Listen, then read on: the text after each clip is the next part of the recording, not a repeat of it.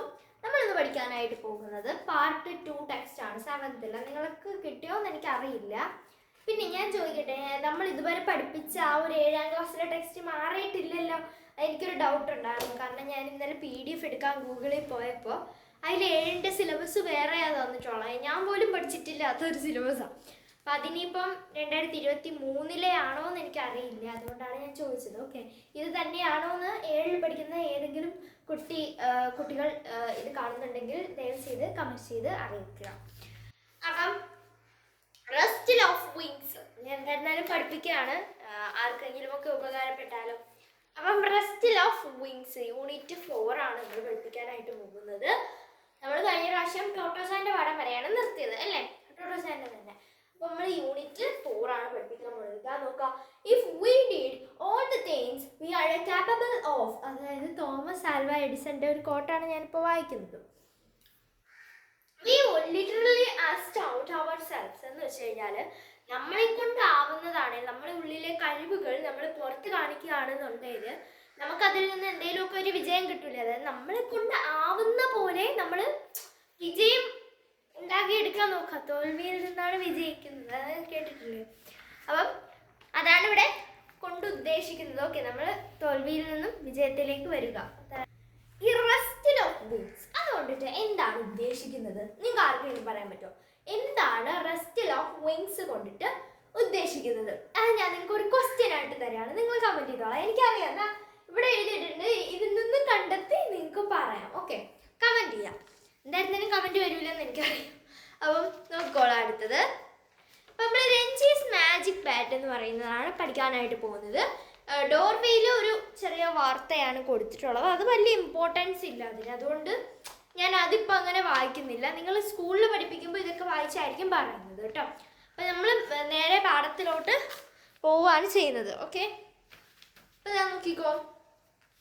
Have you participated in a school cricket match or a similar sports event? നിങ്ങൾ എപ്പോഴെങ്കിലും സ്കൂളിൽ നടന്ന cricket മാച്ചിലോ അല്ലെങ്കിൽ അതുപോലുള്ള എന്തെങ്കിലും കളികളിലോ, സ്പോർട്സിലോ, ബാഡ്മിൻ്റൺ, ബാസ്കറ്റ് ബോൾ, വോളിബോൾ എന്നൊക്കെ പറയുന്ന ഒരുപാട് കളികളില്ലേ, കോക്കോ, ഇങ്ങനെയൊക്കെ പറയുന്ന കളികളിൽ നിങ്ങൾ പാർട്ടിസിപ്പേറ്റ് ചെയ്തിട്ടുണ്ടോ? പാർട്ടിസിപ്പേറ്റ് ചെയ്തിട്ടുണ്ടെങ്കിൽ നിങ്ങൾക്ക് ഏറ്റവും കൂടുതൽ മറക്കാനാകാത്തൊരു മൊമെൻ്റ്, ഒരു നിമിഷം നിങ്ങൾ എഴുതുക, എക്സ്പീരിയൻസ് എഴുതുക. ഇതൊക്കെ നിങ്ങൾക്ക് സ്കൂളിൽ പഠിപ്പിക്കുമ്പോൾ ഉണ്ടാവും കേട്ടോ, വർക്ക് തരും നിങ്ങൾക്ക് ചെയ്യാനായിട്ട്. അപ്പം നിങ്ങൾ എന്ത് ചെയ്യണം? കുത്തിയിരുന്ന് എഴുതണം. പക്ഷെ നമുക്കില്ലായിരുന്നു കേട്ടോ, നമുക്ക് എന്താന്നില്ലേ. നോക്കിക്കോ, the scores today 53 for 4 wickets. ഞാനൊരു കാര്യം പറയുകയാണെങ്കിൽ ഇതിൻ്റെ ഈ ഒരു പാഠത്തിൻ്റെ പകുതി ഭാഗം വരേക്കും ക്രിക്കറ്റ് ഇഷ്ടമുള്ള, ക്രിക്കറ്റിനെ പറ്റി അമിതമായി അറിയാവുന്നവർക്ക് വളരെ വളരെ വളരെ സിമ്പിളായിട്ട് മനസ്സിലാക്കിയെടുക്കാൻ പറ്റുന്ന ഒരു പാഠമാണ്. അപ്പോൾ എനിക്ക് ക്രിക്കറ്റിൻ്റെ അങ്കും പുങ്കും ഒന്നും അറിഞ്ഞുകൂടാ. എനിക്ക് ആകെ മുക്കും മൂലം മാത്രമേ അറിയാമുള്ളൂ. ആകെ എനിക്ക് ഒരാളുടെ പേര്, 1-2 പേര് മാത്രമേ, ക്രിക്കറ്റ് കളിക്കുന്നവരുടെ 1-2 പേര് മാത്രമേ എനിക്ക് അറിയാമുള്ളൂ. അപ്പം സച്ചിൻ ടെണ്ടുൽക്കർ അവരെ പോലെയുള്ളത്. ഓക്കെ, അപ്പം ഇതാ നോക്കിക്കോളാം, നമുക്ക് നേരെ പാഠത്തിലോട്ട് പോവാം.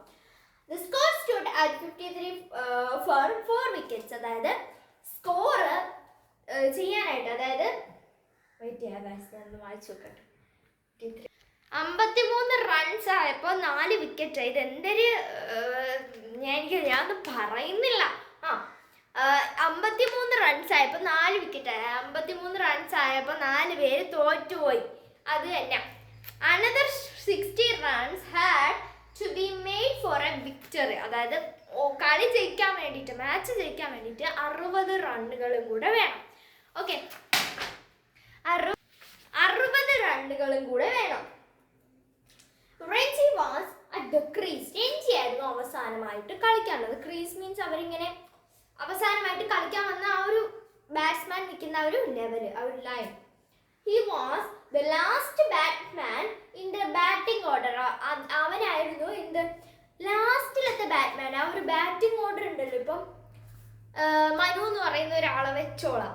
മനു എന്ന് പറയുന്ന ഒരാൾ, അയാൾ വന്ന് ഇങ്ങനെ ഫസ്റ്റ് അടിക്കുന്നു, അതിനുശേഷം രഞ്ജി അടിക്കുന്നു, അതിനുശേഷം രഞ്ജിയുടെ കൂട്ടുകാരൻ ഗോകുൽ അടിക്കുന്നു. ഇങ്ങനെ അങ്ങനെ ഒരു ഓർഡർ ഉണ്ടാവും.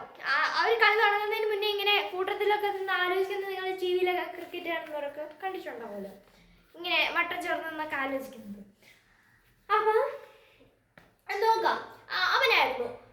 ദ റെസ്റ്റ് വെയർ ബൗളേഴ്സ്, ബാക്കിയുള്ളവരൊക്കെ ബൗൾ ചെയ്യാനായിരുന്നു. ഇറ്റ് മീൻസ് ഇങ്ങനെ പന്തെടുത്ത് എറിയാൻ. They couldn't be expected to score many runs. അവരെ കൊണ്ടിട്ട് വലിയ റണ്ണുകളൊന്നും കിട്ടത്തില്ലെന്ന് ഈ രഞ്ജിക്ക് ഉറപ്പുണ്ടായിരുന്നു. The fate of his team was in his hands. അതായത് ആ കളിയുടെ ആ ഒരു പ്രതീക്ഷയും ആ ഒരു എന്താ പറയാ ഒരു ആകാംക്ഷ മൊത്തം രഞ്ജിയുടെ കൈകളിലായിരുന്നു. അതായത് രഞ്ജി കളിക്കാതിരുന്നു കഴിഞ്ഞാൽ അവരെ ആ ആകാംക്ഷ മൊത്തം പോയി രഞ്ജിനെ എവിടെയെങ്കിലും കൊണ്ട് കുറിച്ചിർത്തി ഇരിക്കും. അതാണ് സത്യം. അടുത്തത്, his team had a great faith in him. അവന്റെ ടീമിന് അവരോട് വലിയൊരു വിശ്വാസം ഉണ്ടായിരുന്നു. പക്ഷെ ആ വിശ്വാസങ്ങളെല്ലാം നിലച്ചുകൊണ്ട് ഒരു വലിയ ട്വിസ്റ്റ് ഇതിലുണ്ടാകുന്നുണ്ട്. നിങ്ങൾ നോക്കാം, for he had scored a lot of runs in many of its matches. അതായത് അവന്റെ മാച്ചുകളിൽ അവനായിരുന്നു ഏറ്റവും കൂടുതൽ റൺസ് അവന്റെ ടീമിൽ കൊണ്ട് കൊടുക്കുന്നത്. അതായത് ഇങ്ങനെ കൊടുക്കുന്ന പോലെ കൊടുക്കുന്നത്.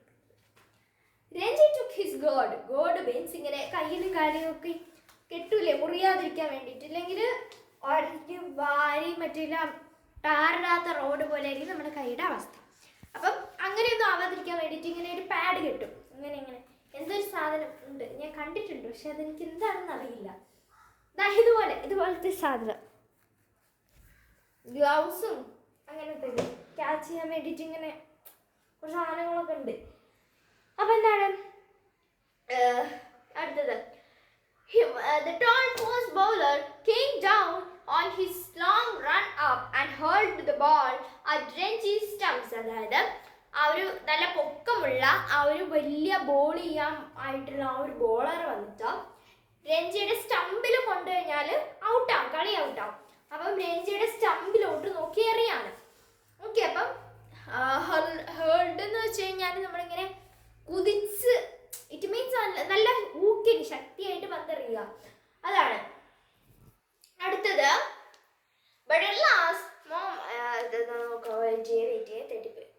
Ranji was going to lunge forward and play the ball back to the bowler. അതായത് രഞ്ജി ആദ്യം വിചാരിച്ചത് മുമ്പോട്ട് ചെന്നിട്ട് പന്തടിച്ച് വിടാനാണ് വിചാരിച്ചത്.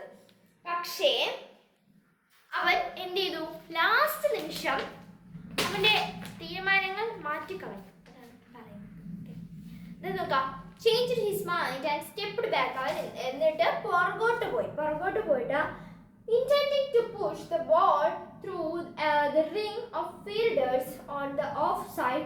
The ball swung in the air short of the grass and came through sharply to strike Ranji on his backs. എന്ന് വെച്ച് കഴിഞ്ഞാൽ Ranji of സൈഡിലോട്ടാണ് ball അടിച്ചു വിടാൻ തീരുമാനിച്ചത്. എന്നിട്ട് പക്ഷേ അതെന്ത് ചെയ്തു, ആ ബോൾ കുതിച്ചിങ്ങനെ സ്പിൻ ചെയ്യൂല, ഇങ്ങനെ സ്പിന്നർ കറങ്ങുന്ന പോലെ ഇങ്ങനെ കറങ്ങി വന്നിട്ട് രഞ്ജിയുടെ ആ ഒരു മുട്ടിൽ കെട്ടിയിരുന്നിട്ടുള്ള കാലിന്റെ മുട്ടിൽ കെട്ടിയിരുന്നിട്ടുള്ള പാഡിൽ വന്ന് അടിച്ചു. അപ്പം എന്ത് ചെയ്തു, ഔട്ടായി. അതായത് LBW, ലെഗ് ബിഫോർ വിക്കറ്റ് എന്നാണ് പറയാ.